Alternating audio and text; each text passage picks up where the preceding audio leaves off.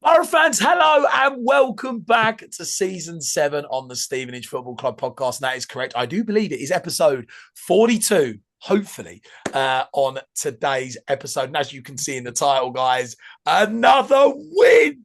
Woo! I love this team. I'm sorry. This team is my favourite team. I love them to pieces. I remember when we put this squad together in the summer to finish in the top half of League One and winning 7th place, 48 points, and a massive 2-1 win against Port Vale last night. Oh, I'm so happy. So happy. I love them to pieces. Guys, thank you so much. If you're tuning in on YouTube, make sure to give us a follow, a like, and a subscribe.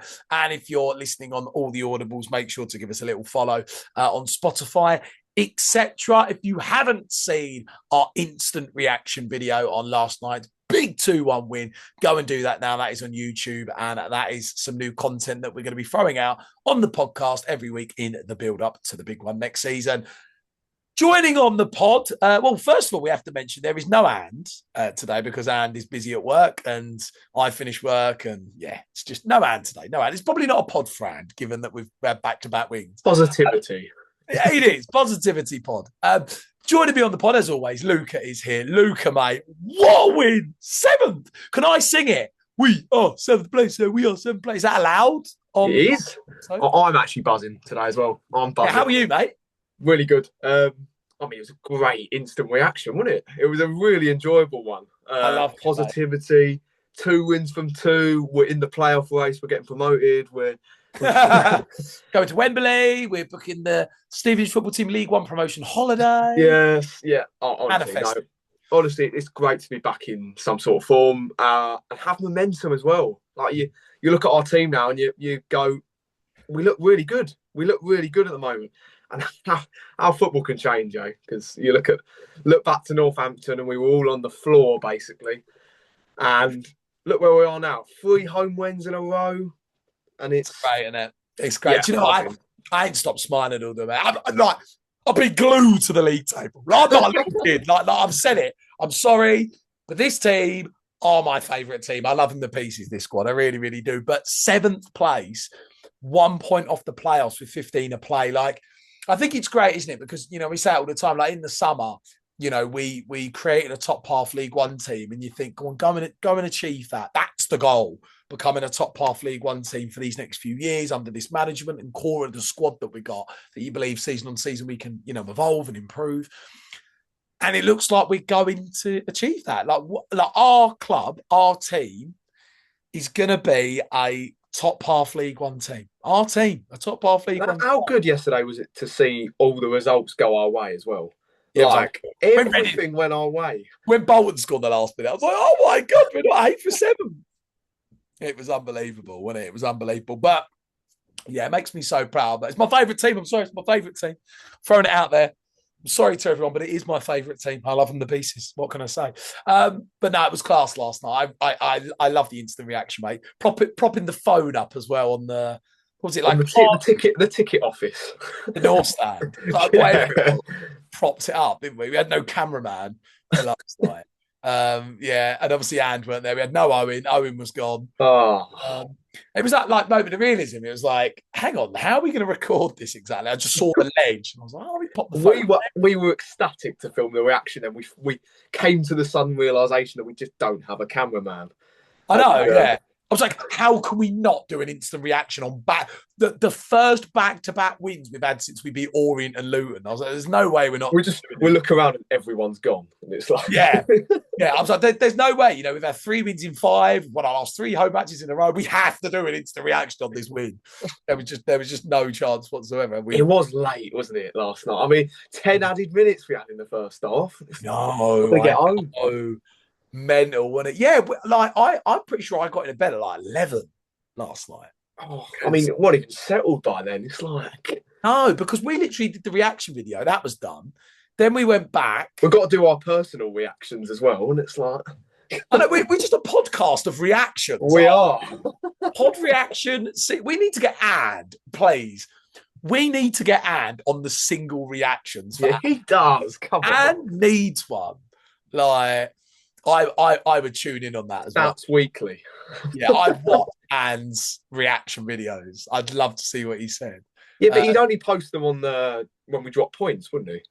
Yeah, he wouldn't post them for wins, would he? He wouldn't post them for the fact that this team are like winning regularly again. I don't think we'd see one from Anne, would we, really, at the minute? As soon as we lose, reaction video, oh, for goodness sake.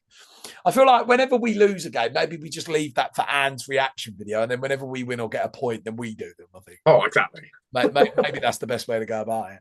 Right, my man, let's jump into it. Obviously, we come off the back of that huge 1-0 win against Huddersfield, and that was a huge one. I almost feel like that win's a very underrated win, actually. You know, like we beat Huddersfield at home 1-0. We were tipped to compete for promotion, and we saw the levels of, you know, Huddersfield when we saw... They lost again last night. They lost to Doncaster. Yeah. Falling Huddersfield. You know, such a huge win for us. And, you know, we were going into that game last night, and I think for all of us, it was like opportunity to win another game. Now that we're deploying this 3-5-2 and we've got the personnel up and around Jamie Reid, there's a real opportunity now to put some form together and finish these last 15 matches in brilliant form. And then you've got almost a platform for next season to create something again and stay in the, you know, top half of League One, which was the goal this season. So I think we looked last night at huge game, huge opportunity for the team to win the game. And that they did. Come on. I'm so happy. Honestly, so happy. What a team. He did end 2-1 to us against Port Vale. The goal scorers were Jayden Stockley actually put Port Vale 1-0 up in the first half, but then Dan Phillips getting his first goal for the club in the 19th minute, and also getting his first goal for the club, Harry Cornick, who then eventually, unfortunately, had a really bad serious injury and went straight to hospital, but it did end up 2-1 to us. I'm going to go through the lineup stats and then we're going to talk about it. I think the big thing that we said on the instant reaction video was the lineups, and a little bit unsure about this. You know, does Revs, because we're playing Port Vale, does he actually play a 4? You know, we've got that luxury now that we can do now that we've got this 3-5-2 that we deploy.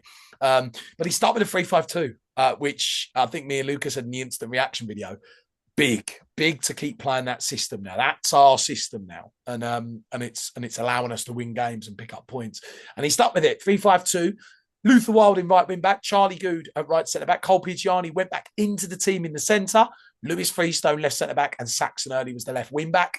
The two holding players were Harvey White and somewhat Louis Thompson, who then also evolved into that 10 role as well whenever he swapped with Dan Phillips, who started naturally in that 10 role.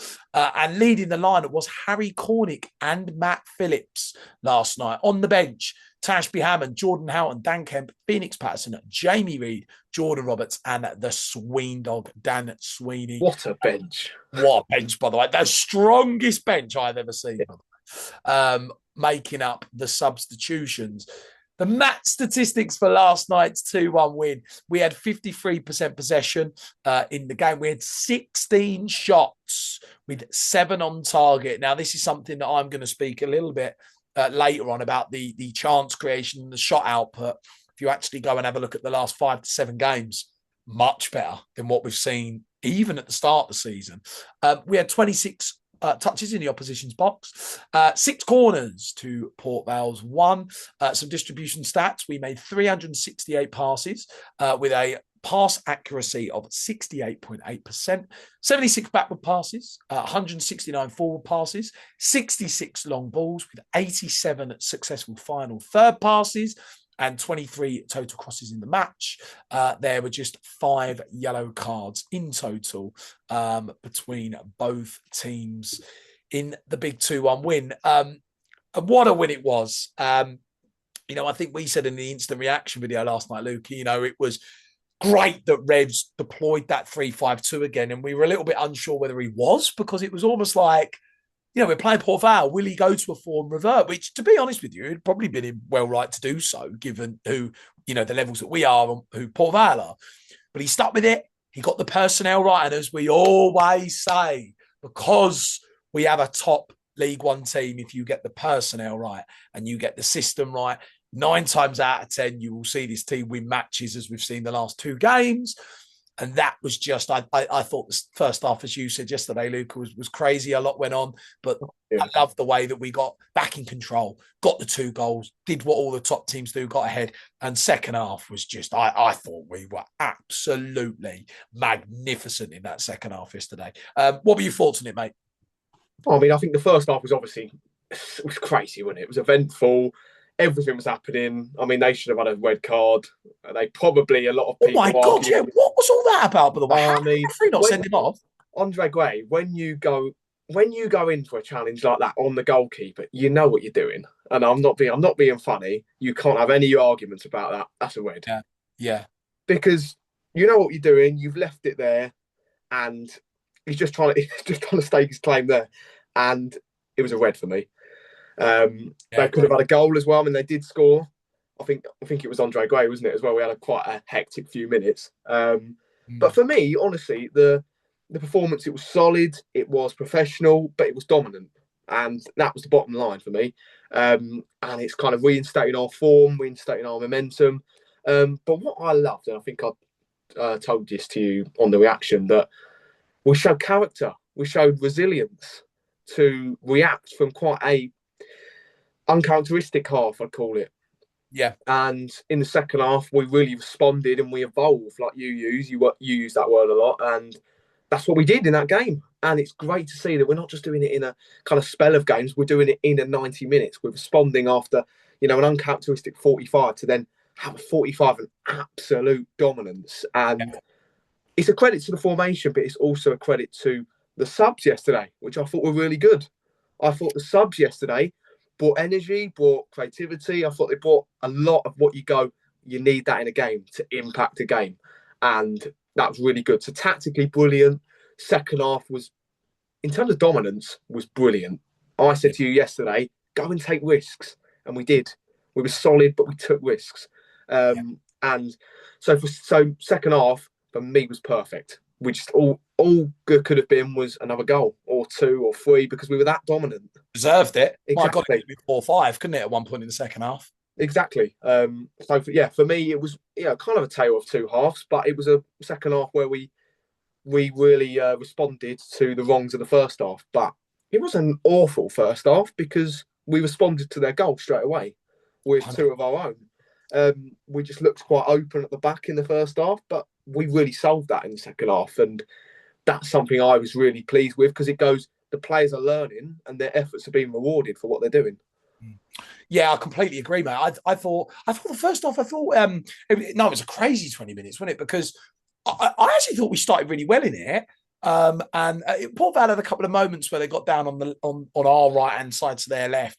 It was just a sloppy goal that we conceded. And I thought, oh no, here we go. Do you know what I mean? We just had that big win against Huddersfield with that top performance, and we 1-0. That it's not a game you want to be down in, and you get to half time and it's still 1-0. No, it's not a game that you want to make into a dogfight at all. 100%. But what I loved is all the top teams have this ability that when they're losing a game like that, they're able to go bang, bang, 2 goals, and you get back ahead in the game. How many times do you see across the fixtures, you'll see a big team losing, and you think, oh my God, they're losing. And then all of a sudden you check 20 minutes later and it's 2-1. Yeah.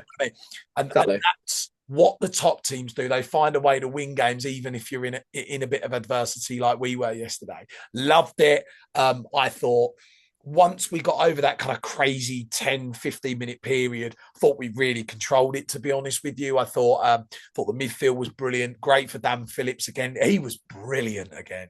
He was brilliant, Dan Phillips, just running it. He's running it. I think, though, it's really good for this team to, I know off the back of losses, but when you're winning games, it's really good to have adversity in games as well. When you're being challenged and when you are having moments where you're conceding and you need to respond, because it shows how good you are. And as you say, if we want to prove that we're a top half team, you've got to concede and then react. And that's what we did. You can't have it all plain sailing. You can't win every game 1-0 like we did at the weekend when we just dominated. And let's be honest, Huddersfield didn't have anything. So in the second half of the Vale game last night, we showed that reaction because we had adversity where we weren't at our best, but we responded. And that's what a top team does, in my opinion. I agree. And that's exactly what we did. And I thought we dominated it. And then I thought when we got the second, and bless him, Harry Cornitt will come on to him in a little bit. But, we get that second goal, and it's like, right in front, like going into the game yesterday, what I really wanted us to obviously win the game. Obviously, look, if we wouldn't have won it and got a point, we would have been like, we really wanted to win that match. So it was getting ahead in the game. But for me, I honestly thought the second half was absolutely fantastic. I thought we completely dominated. I think the large majority of possession was in Port Vale's half. We pushed for a third goal. We did. What I loved about it was some of the football was fantastic. We were getting runners in behind. We were pressing high. We were forcing mistakes. We were, forcing errors of Port Vale. And this is what I love about this 3-5-2 and why it really suits, this team is because you're able to press high and you're able to cause those and force those errors from the opposition team that have the ball. And we do that when you've got Dan Phillips in the 10, when you've got when you've got hard-working players like Jamie Reid and Matt Phillips up top and Dan Kemp. How many times do you see Dan Kemp nick a ball off someone in the final third? He does it all the time. Like when you've got players like Jordan Roberts is another, you can really squeeze a team and dominate. And I felt we did that. And I loved the football. I loved the way that we created a whole host of chances yesterday and really should have been 5-1, 4-1. When you have a look, Reedy's had 3, Matty Phillips had 1, Luther had 1. We had a header in the box. Like honestly, the chance creation was magnificent. And actually, it goes to my point actually of the new system. And you said it earlier. Like I say all the time, a season's all about evolve. If you want to be a top half League One team like we are, you have to evolve as the season goes on. You have to play different systems. You have to try different personnel in different roles. It allows your team to keep consistently playing well and picking up points. Because if you just play the same way, teams, especially in League One, they just suss you out. Exactly. Because look how we started the season. We started the season with a 4-2-3-1. Yeah. And you had Dan Butler in the team. You had Jordan Houghton starting every week. And that was working. That was working to a T. And we were winning game after game, 8 from 10 at the start of the season. And then, that got sussed out, quite obviously. We find the 3-5-2. We show that away at Peterborough. We get a brilliant 1-0 win away to Peterborough. Then we show that and then Stockport away. We try another formation there. That works. We evolve that. And then you see, okay, we've got this real big lull in form where we're trying the same formation and it's not working. And now we've come to a point where we've gone back to the 3-5-2 and you've got Saxon Early in the team. You've got Lewis Freestone in the team. And that shows we've evolved, haven't we? We've evolved in the season.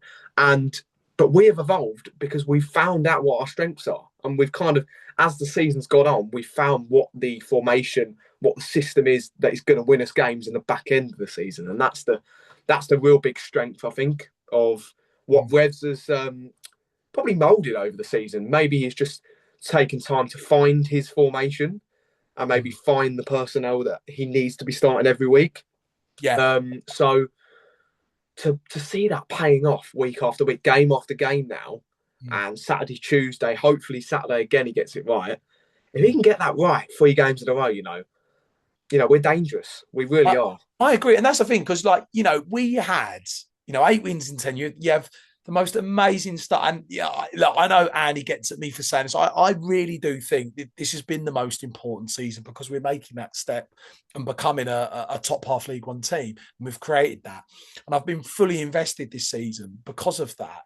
And, to win 8 games in 10, you just knew that wasn't going to continue because you'll hit a period where teams start to suss that system out. And that's when you need to evolve. And he did it in November. Got a huge win at Peterborough, which put us top, and then a point at Wycombe, which I thought we were brilliant, deserved to win, and then he reverted at Stockport, and then I think he just stuck with it after Stockport because he thought we're just beating Stockport away, play that, and we'll. But let's be honest, I know our form is awful for that, that few month period, but those opening games have given us the expectations of a playoff side, of a side in the top 6. Yeah, that's incredible in its own right. Yeah, and the thing is, like I said at the time, regardless of it was, and by the way, those 8 wins in 10 went all the way to October, right? And I say this to the guys, don't forget, after Peterborough away, which was November, we were top. Yeah. gets that. And November is you've played August, September, October. 4 months in the season. And do you remember when we talked about it? We all those months ago, we talk about taking advantage of this unpredictable league. That's what we need to do this season. Yeah. You look at that now, it's still unpredictable. Yeah. But for me, these next few games are the crunch games, because this is the period where the points will separate. This is the point where all the teams that are consistent point, so you've got teams that are probably 3 points behind us, that are about 5 positions below us. These are the games that you will see those teams start to separate slowly. And you'll get the teams that are pushing for that echelon of 6th place, 7th place, 8th place. If we can get these next few games right, we will be in that pack. I agree. And I think a couple of things. I think one, not only to get us back winning games and picking up points and being competitive and playing well.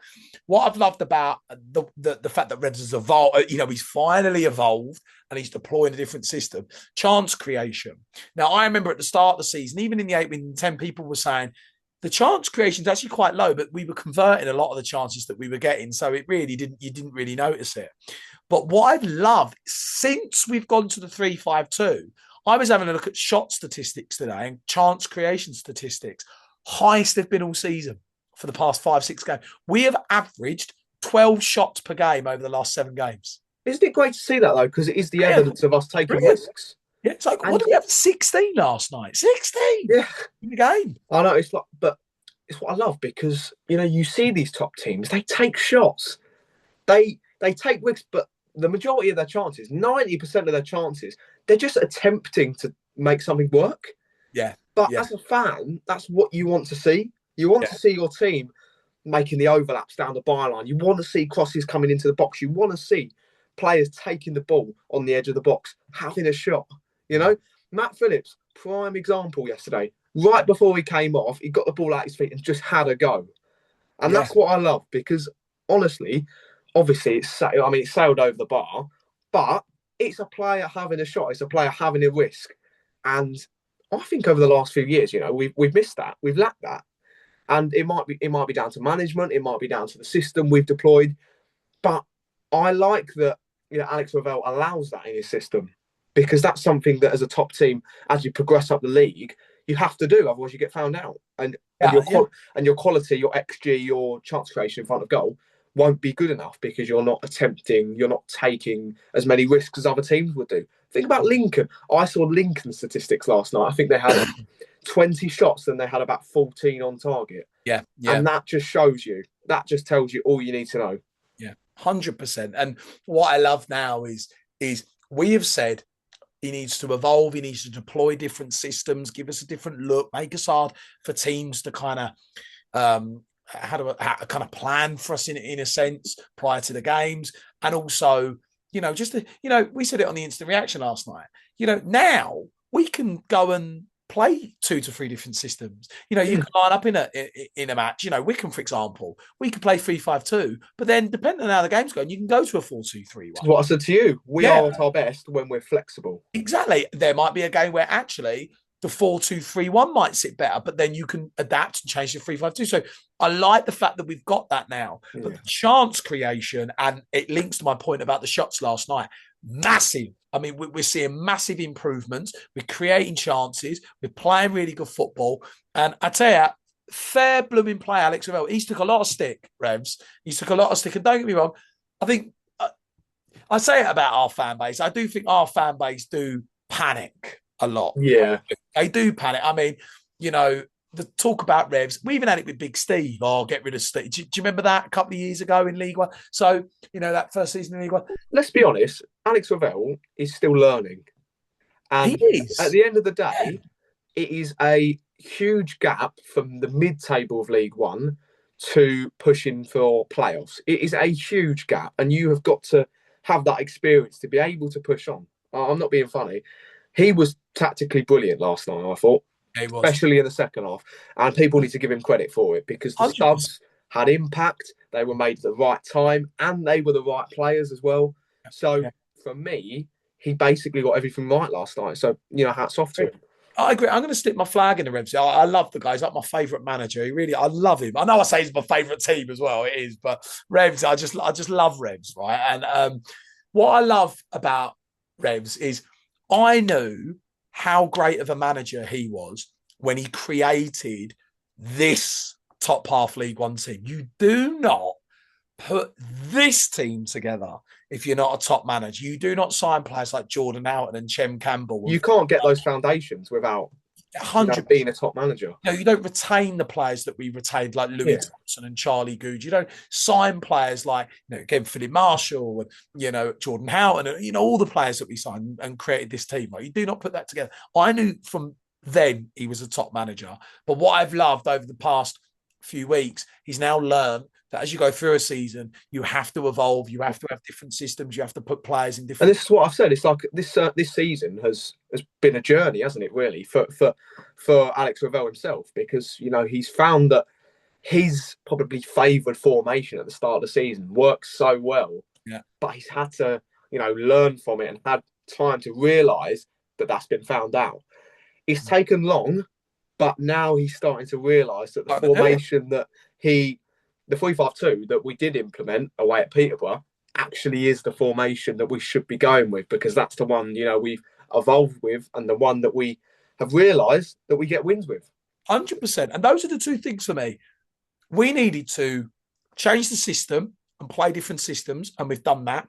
And the only other thing that we needed to do was to recruit a certain calibre of player in this league, in League One, a top-level League One player around Jamie Reid. And we've done that. We have done that.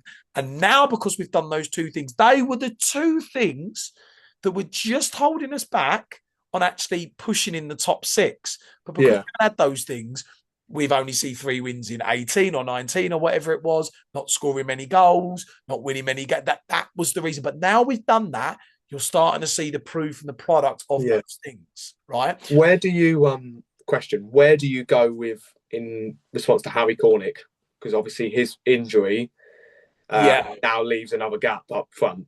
Well, I think it will be a case of we either sign someone on a free, potentially, or the only other alternative would be to recall Jovan. I think those are the only two, because obviously now Harry's going to be out for the whole season. I don't think he'll bring anyone in. I personally think he might leave it as it is. Maybe, to be honest with you, I've actually quite liked it when Jordan Roberts has played in a paired striker role. When he played there with Cornick against Peterborough at home, that massive win that we had. That's the best. He's the best position I've seen him this season, because he's not going to get in that 10 role. Hang on. That's where he's best. Hang on, does this mean the Bez gets more? No. Go on, Bez, it's his mascot time. Duties. It's his time. Whilst we're on the Harry Cornick situation, obviously last night it was so weird, wasn't it? Because he won us the game with a brilliant finish. The way, I think Rev said in his interview, the way that he puts his body on the line for this team, a lone player, and he goes and scores, gets his first goal, and then it looks like he's broken or dislocated his ankle. Gutted for him. Heartbreaking, isn't it, really? I said this I put a post out about him, and it's just, there's so much to admire about the bloke, honestly. There's so much to admire. There is. Because you have nothing more than a player that is good on the ball, but gives you so much work. And for a player that's been injured prior as well, and someone that has barely any game time, that is what you want from a loan signing. You want someone that's just going to come in and, prove that, they've been there for a few years. It looked like he's been at the club for a few years. The way he's walking, the way he's running around, and the work rate he's putting in. I remember when we were in Exeter that 3-0 defeat that we had there. God, I don't want to think about that again. But I remember when he signed and all of those pictures of him in the hotel, thinking, he's going to be a player for next season. And I just can't believe that something like that could happen. Like, he scores his goal and then he goes, and then, because really, he's 30 years old. That's career ending. To have an injury like that, I'm hopefully he'll come back. He'll have brilliant rehab, and a Bristol City will look after him massively. But it's just a shame, because I really liked Harry Cornick. I thought he was brilliant with Matty Phillips together last night. And I think he was going to be a really big player for us in these last 15 games. Unfortunately, I think we could have lost the calibre of player we've been craving for. Yeah. Unfortunately. And he just gets his goal, just got his first goal. And a lot of people were starting to say in the last couple of games as well that he's a really useful player. Yeah. And I think in the first few games from his debut at Exeter, he was kind of struggling, obviously, for minutes, wasn't he? He needs these games for minutes to get his fitness back up. I think from Huddersfield, he looked like the player. He looked like this is the player we brought in, and you know why? Because this guy has scored double figures at League One level, at Championship level, and you go, I know why, because you've seen it in these last two games. Yeah. And I mean, you don't start a game in the first 20 seconds like he did last night if you're not a top player, if you've not been at the level and done it.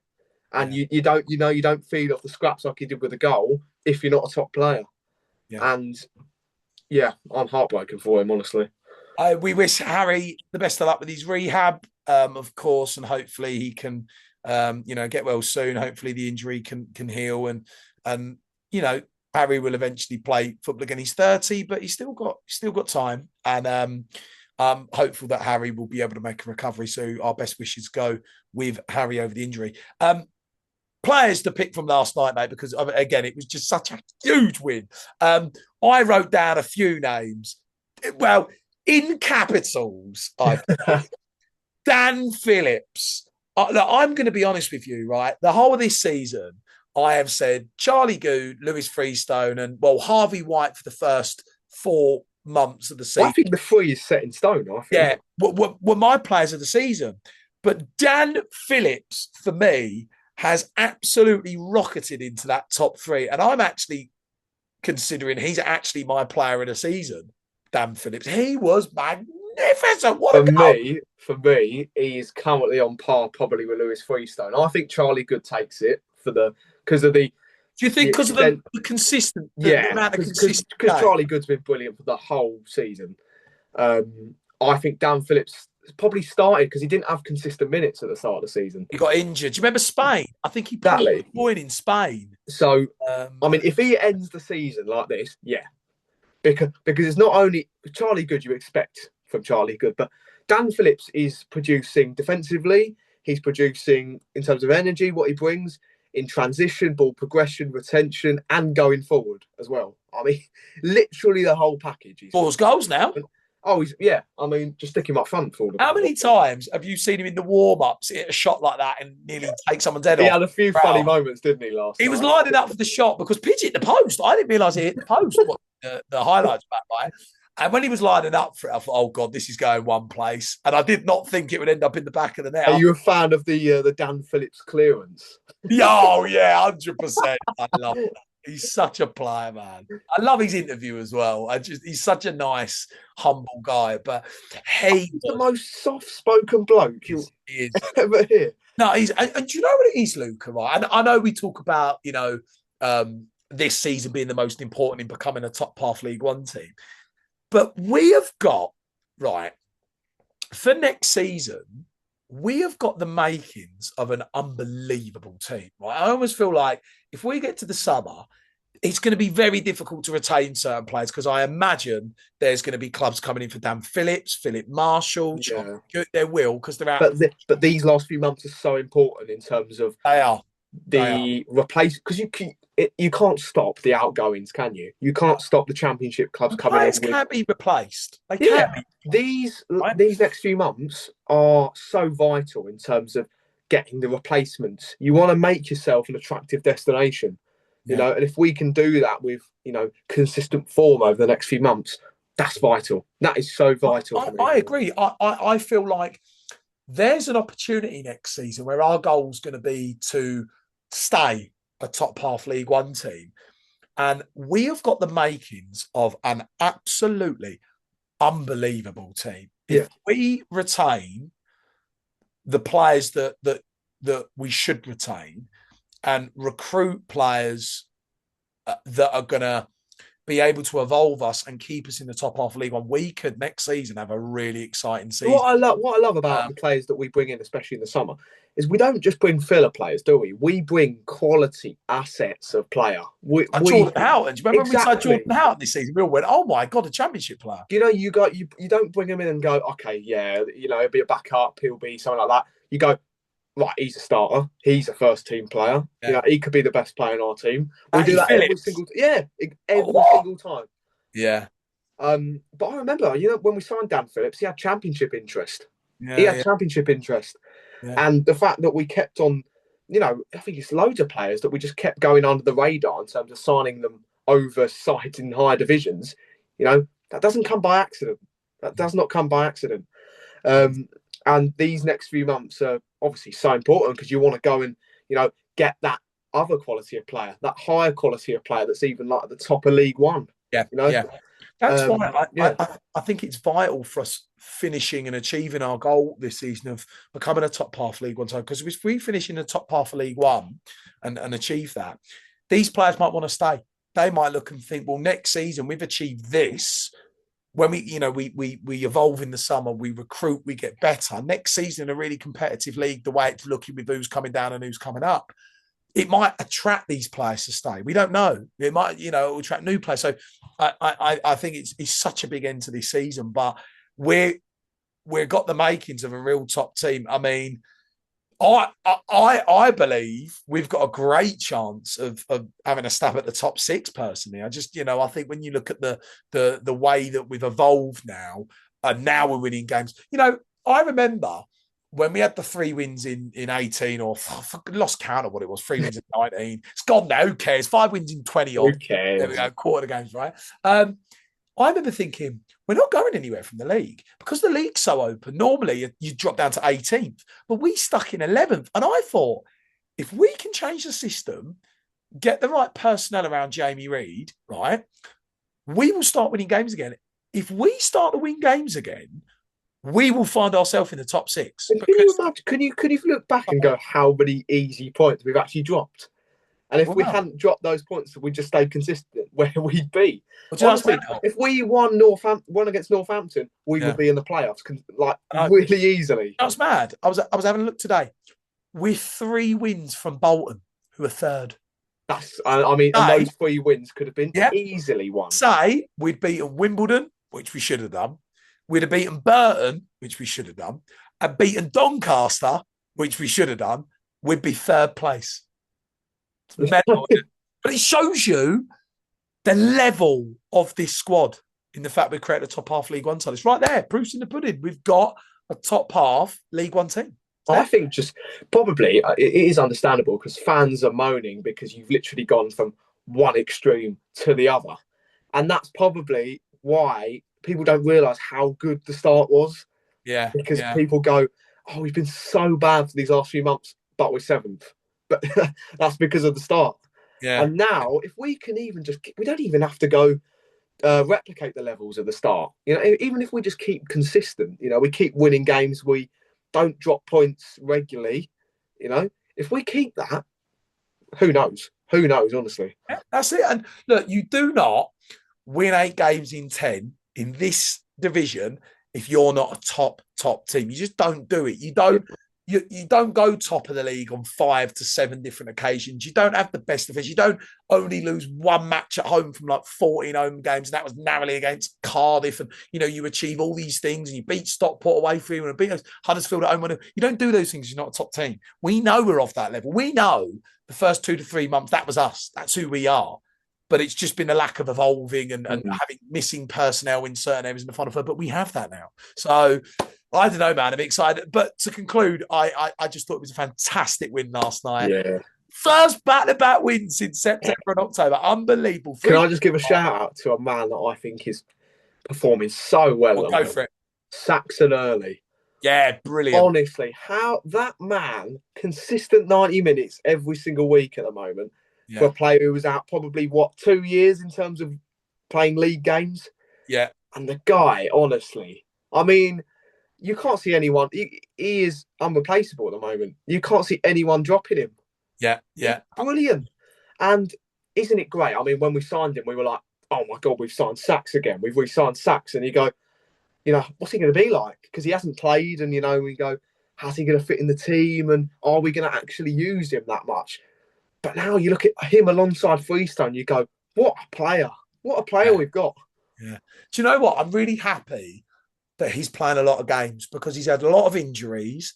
And when we signed him, I remember thinking, wow, we've got Sachs back, but this could be potentially an unreal signing because if we can get him match fit and playing games, he's a League One level left back, left wing back, Saxon. He is, right? I'm sorry, the guy's gone from not playing to basically, at the moment, one of the best left backs in the league. 100%. And I knew with a run of games in our system with these players, he would really evolve, and he is Saxon. Oh, yeah. I think Saxon's been brilliant, and now it allows Lewis Freestone to play in his natural position because look, Lou was brilliant at left back this season. He's done a brilliant job, but at left centre back, Lou is mustard, and he's eventually going to take on from pitch.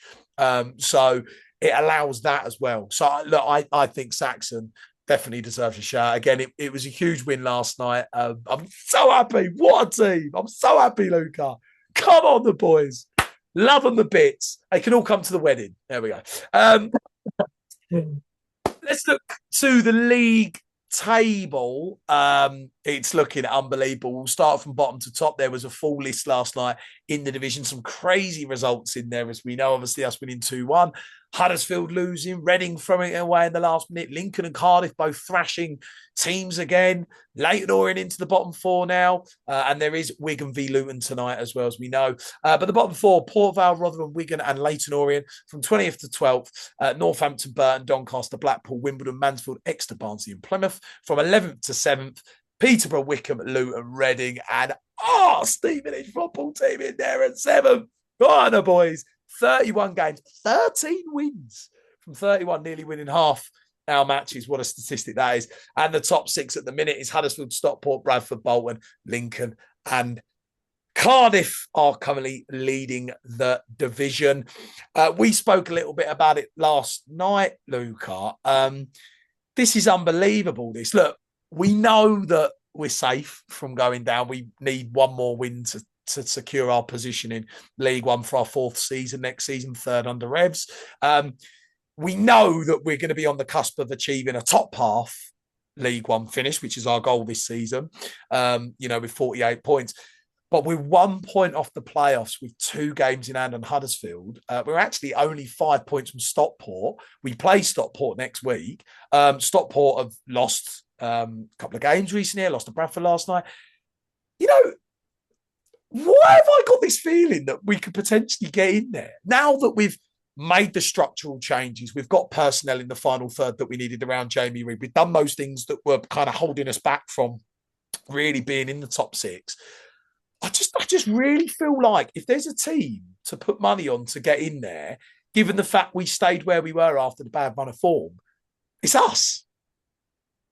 This is what I said to you. Like, if you've got the quality, be ambitious.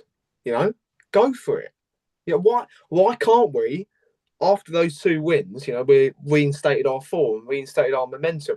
Why can't we go and get another 2 wins? Why can't we? Why can't we go and beat Wycombe? Did it at the start of the season, didn't we? We just went win. We went and beat Stockport away. Why can't we go and beat them at home? That's what I'm saying. It's like when you've got the assets in the team, when you've got the quality, when you have the harmony in terms of the system and the personnel, and you've got a manager now who has faith in terms of his tactics and his subs. Why not? Why not go for it? Because, not being funny, I see us as big favourites on Saturday in terms of our form and our quality. Wycombe not in great form as well. And then, just be ambitious. You've got the quality. Go and win the game. Because for me, if you stay unbeaten up to Stockport, that's a big success. Even if it's 2 draws, I mean, that's a sort of 8 points from 4 games. That's still really good from where we were. But if you go and win Saturday and then draw to Stockport, that's huge. That's 10 points, and that could be definitive in terms of where we were looking to be maybe 11th, 12th, or even lower. To now, you're looking pushing on 6th, could be 6th on Saturday. Who knows? I'm in the boat of I'm over the moon that we're obviously in League One next season. I don't think we're in any fear of that in the summer. Not even staying up's really been, obviously you want to stay up every season, but that hasn't really been on my mind. My mind's been, finishing in the top half of League One, which is what the goal was, is what we created in the summer, and we want to become a Wycombe. Where every season now under this management, this squad, we are in that top half of League One every season, competing in any way, shape or form. But I think this is great, isn't it? There's no pressure on us now. Exactly. We know we're going to be in the top half. We know we're going to achieve that. If we go on to make the playoffs, unbelievable, right? We've proved that the starts of the season, those wins, they weren't flukes. They weren't flukes. Like, if we got to do it, unbelievable. If we don't, what an unbelievable season it's been. And do you know what I'm going to call this? We finish in the top half and become a top half League One team. It'll be my proudest achievement, because we knew what the goal was under Revs, under this management team, with the potential of the squad that we had and what we created to do that. And then next season, you have this humongous season to stay there. It would be so effing huge. And I'm happy either way. If they go on to do it, great. If they don't, we have an unbelievable season in League One next season where we want to stay in the top half of League One and just see where we are again. So, look, I think we've got a great chance. I think we're going to be one of the front runners to do it, which is mental. I don't think Peterborough will be competing there. I'm not so sure Wycombe will be. I think it will literally be us, Huddersfield, Reading or Luton, in my opinion. And out of that pack, I think we're better than quite a lot of other those teams. I know we lost to Reading, but that was just a bad night for us. I think Reading are a good side. Reading could be the side that you go. Good side, yeah. They've got quality. Not that bothered about Huddersfield. We saw on Saturday. I know they got Alfie May, but not that bothered about them. I think you're potentially looking at do you know what? I actually think it'll either be us, Reading or Luton. I don't think Huddersfield will make it. I think it'll be one of us three. It just comes down to who's consistent, probably. Yeah. Who's going to keep scoring goals? I think that's important. Goal scorers, very important, as we know at the level, but consistent results. And I think we're in a great place now because we've had a really bad run of form, stayed there, and now we're starting to pick up wins and put form together and have momentum. Actually, if you're choosing a team that you'd put money on to go and make it, I'd bet on ours. But let's be honest, though, we've got to make this point, though, that if fans get disappointed, obviously, at the end of the season, if we don't get the playoffs, if we don't get, 7th or 8th, this is the first time we're doing this in quite a long time. Yeah. For this squad, for this manager, this is a new experience, So how well they are actually doing to keep pace with Luton, who were in the Premier League a few years ago, Reading, former Premier League side, Huddersfield, former Premier League side, and then us. And that's incredible to be in that conversation. People have got to think that way as well. 100%. And that's my point about, I think what's going to be great now, we've got 15 games and we can just enjoy them. We can go and watch this team play in this huge season and just enjoy the games, just enjoy watching this team play this season. Now, for the rest of the games, we're going to be involved in some huge games. When you see them, we've got Bradford and Lincoln and Bolton to play. They're huge games. This is what you talk about. It's like, one hand, we get the playoffs. The other hand, we set brilliant foundations for the next season.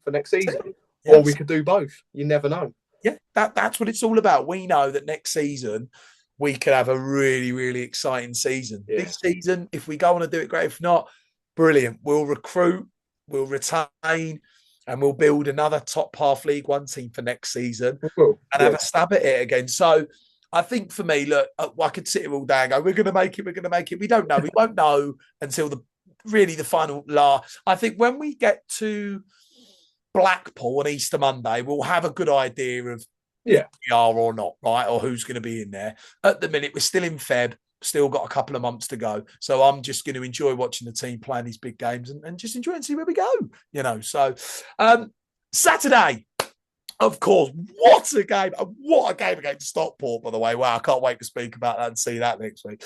Wycombe away, our 32nd League One match of the 2025/26 season, the most important season. What a game against Wycombe.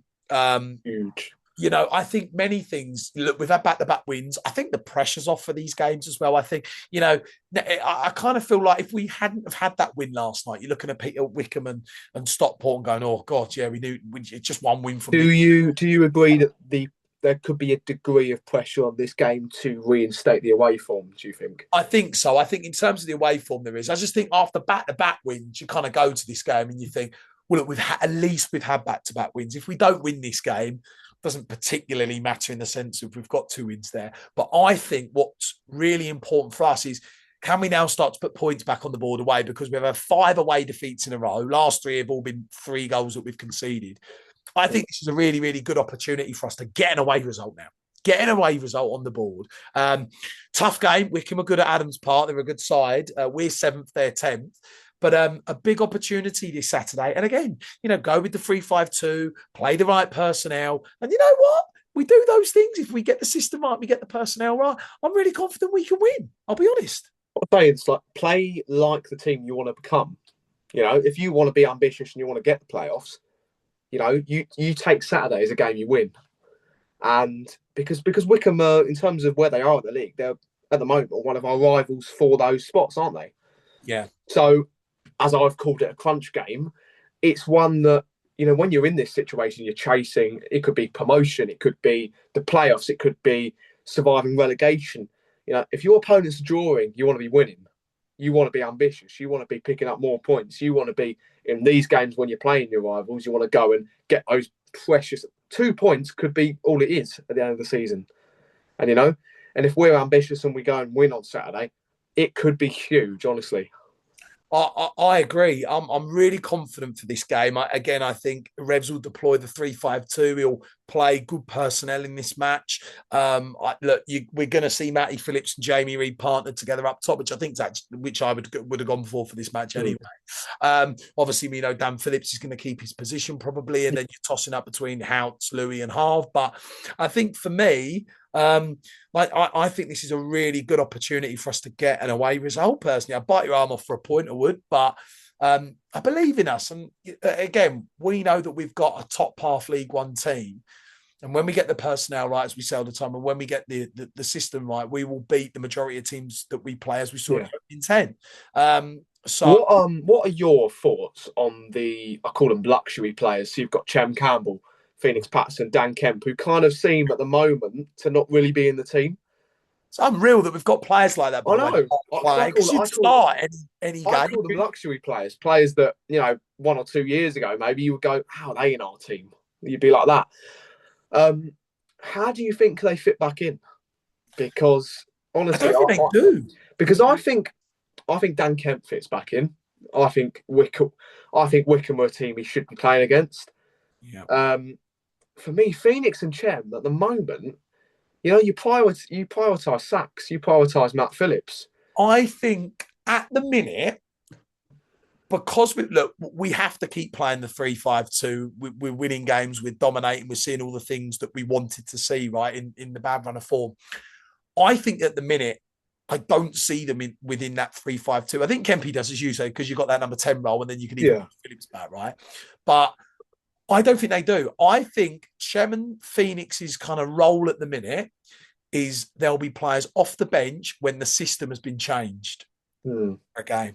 That's where I see them two at the minute, which is alternatively a shame, because I remember when we signed Chem, you know, a top League One level player, and Phoenix, the potential again to be a top level League One player. And we've seen how great those two. I remember Chem's performance at Stockport. It was brilliant. Yeah. Do you remember on the other hand at Stockport where we had both of them starting? And how good they were in that formation. Yeah. And then Phoenix, as we've seen. I remember Phoenix at Cardiff, that goal, and just some of those moments and quality that we've seen from Phoenix. And it's like, I don't see them starting within this system at the minute. I don't. I think there'll be players that are brought on in a different system in certain types of games with 30 minutes to go. Could have big roles next season, definitely. I think so. I think, again, when you look at the squad, and I've mentioned squad depth many a times this season, what I love about our squad, right, is, and it's so important for being up the top in League One, Andy actually used this phrase, I nick it all the time. You can play two separate squads, two separate starting 11s and expect to win games. And it's so true because in one squad, you could have a 1-11, you could have Chairman Phoenix. And then in the other, you could play a 3-5-2 and not even play them. So I like that luxury of having that depth. All the top League One sides have it. Lincoln have got it. Bolton have got it. You have to have that depth of and then you can have another system and play the Bears, Oh, get him in. Get him in, by the way. Can we just call it, how much more of a serious pod has it been without And, by the way? With And. It's just been analytical, isn't it, really? No. We've been going an hour, right? I haven't mentioned Beresford once. Do you know what I mean? Well, there you go. That's out the window. Not enough airtime. Yeah, he hasn't had enough airtime tonight. He hasn't. What's going on there? I'm happy that we've mentioned him now. This is why we miss And for this moment in the pod. Part of the pod is the idiot part. But we need it. Nonsense idiot part of the pod. I love And. It's so good that he'll be there on Saturday and back at it. But back on to cheer on the boys. Yeah. Back on the instant reaction as well. Oh my God, I know. With the hat and glasses, making a bit of a trademark. Yeah, making a bit of a thing for him there, Anne. But no, that's where I think that they'll be used. And mate, I'm really confident of look. I'm really confident for a result in this game. I'm not going out there and going, we've got to win the game. Look, take a point from it. Don't lose it. Don't lose this game. Get a result in it, and go from there. I just want to see us get a result away from home. And get an away result, because this is what I'm saying. I know it's a simple concept, but we are a brilliant team when we're confident. When we as fans are confident in the system, and it's obvious that Reds is confident in the system, we can beat anyone. It's when we're not, and when we've kind of gone, we could play this system, we could play this system, we don't really know which one's working. That's when we struggle. Yeah. So at the moment, when we have got 2 wins in a row, and we've got 2 home wins in a row, and we've got a clear system in mind, that's when we're dangerous. I completely agree. I've been doing a bit of homework on Wycombe as well. They've got 11 wins, 11 draws, 10 defeats, 43 goals scored. So they do score a lot of goals, 35 conceded. So decent defence. So I kind of look at Wycombe as a good side. A good side. It'll be a test. It'll be a real test. That will probably finish in the top half. But I just think we're better. And I think we've got a better squad. And I think, look, we beat them at home 1-0. We were really comfortable that day, in my opinion. That put us second. I remember that day. It was so good in August. That was our win after our first defeat away at Huddersfield. But they have got an obviously more experienced manager now, haven't they? In Michael Duff. Yeah, good manager. And they've got some good players as well. But I just think, again, it goes back to that old thing of, well, not an old thing, but thing that we say, especially this season, get the personnel right, get the system right, and we will pick up results and points. And Revs has done that in the last 2 games. Yep. And we've seen the results from them. Right. Exactly. So excited. I do believe on the predictions. I went. I think I got some points, but probably not the right result. You got 2 points. I got Port Vale, because you went 1-0 Port Vale, but they scored. And went 2-0 and got 2 points. I went 3-0. I got none. So I'm bottom with 18. Anne's got 20. You've got 22. And then Wycombe, I went for a 1-0 win to us. Ad went for 0-0, and you also went 1-0 win for us. I don't think this is fair, like these predictions, because I think we did them when we were post Northampton, didn't we? We did. When everyone was pulling their hair out. Yeah, it literally was. It literally was when we'd had got beat 3-1 at Northampton. Everyone was going, "Oh my God, is there going to be a change of manager next week?" No, that's when we did these predictions. But yeah, no, we'll continue, and then we got Stockport, and then the March games. How football can change, eh? Funny old game, isn't it? Football. Yeah. Funny old game. We've gone from winning our opening 4, having 8 wins in 10, top of the league on counters at times. I remember beating Luton 2-0, going out in the old town, thinking we are top of the league, we're going up. Then we go top against Peterborough in November when we went to 3-5-2, stayed top, and then had 3 wins in 19 games all the way from Lincoln. Oh my God, the manager's going to go. And then we've had 2 back-to-back wins, and everyone's like, oh my God, we're a point off the playoffs. And then everyone's going, oh, we're the informed team now to go and make it. It's just mental. I don't know. think we've come to the end, mate. I think we've covered it all. That was good. That was really good. Nice to do a midweek one after a win prior to the big game Saturday. Love it.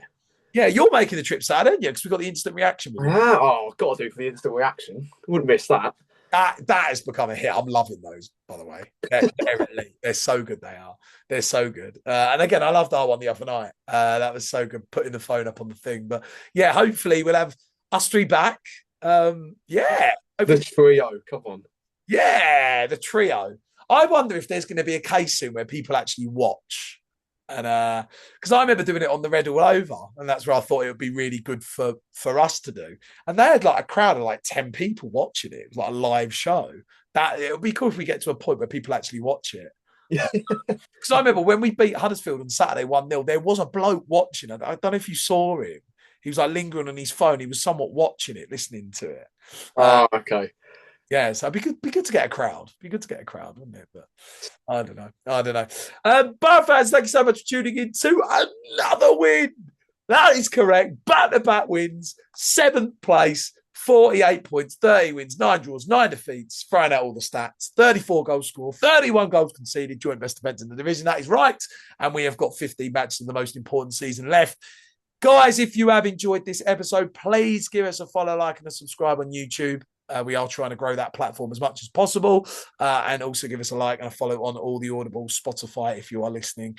Go and give us a like, guys. That's it for today's episode. We'll be back on Sunday reacting to hopefully a massive result against Wycombe on Saturday to keep us unbeaten in 3. That'd be nice.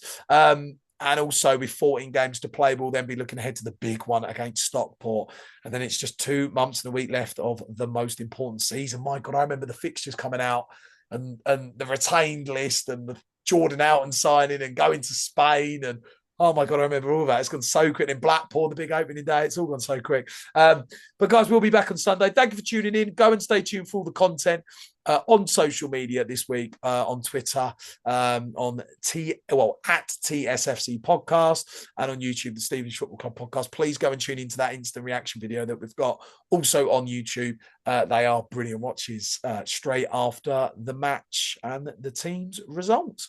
So, guys, we'll see you Sunday. Safe trip to everyone making the trip to Wycombe Saturday. And as always, guys, at this time, you've been listening to the Stevenage Football Club podcast.